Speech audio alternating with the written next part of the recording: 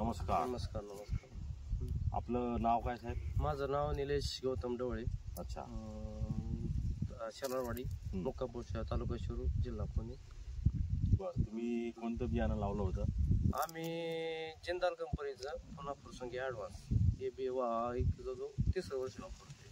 अच्छा, तुम्ही किती बियाणं आणलं होतं? आता आम्ही एक 5 किलो घेतलं, म्हणजे 1.5 पायली बियाणे घेतलं. अच्छा. तर तुम्हाला हे बियाणं कसं वाटलं?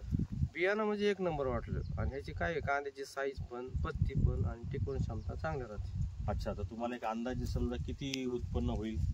आता 1 एकर क्षेत्रामध्ये नाही म्हणलं तर 300 ते 350 पिशवी, म्हणजे सरासरी 400 पिशवी होऊ शकतं, पण सरासरी 300-350 पिशवी मिनिमम झालंच पाहिजे. आणि ह्याची साईज मोठी असल्यामुळं उत्पादन पण चांगलं येतं आणि डेंगळ्याचं प्रमाण ह्यात आणि कमी.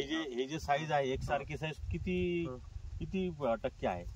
ही साईज जो 80%, आता 10-20% आपले बारीक राहते तशी. अच्छा. कारण कसं होतं, रोप दणकट असलं ती साईज चांगली होती, रोप किरकोळ असलं ते साईज कमी होती जराशी.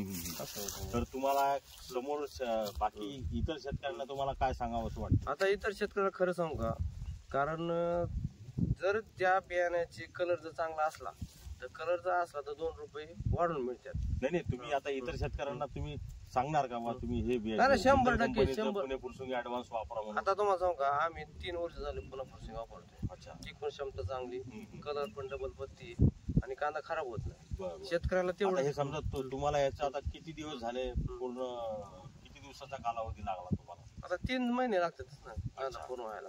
नाही, पूर्ण म्हणजे रोप तयार करण्यापासून तर काढेपर्यंत 5 महिने जातात. अच्छा. आणि 1.5 महिन्याचं रोप लागतं आणि 3.5 महिने काढा लागतात, म्हणजे 5 महिने सरासरी लागतातच त्याला. बरोबर. आता तुमच्याकडून आम्हाला जी माहिती पाहिजे होती ती आम्हाला मिळालेली आहे. म्हणजे तुमचं आम्ही अभिनंदन करतो, नाही आभार मानतो. नाही अभिनंदन साहेब. कसं होतं, क्वालिटी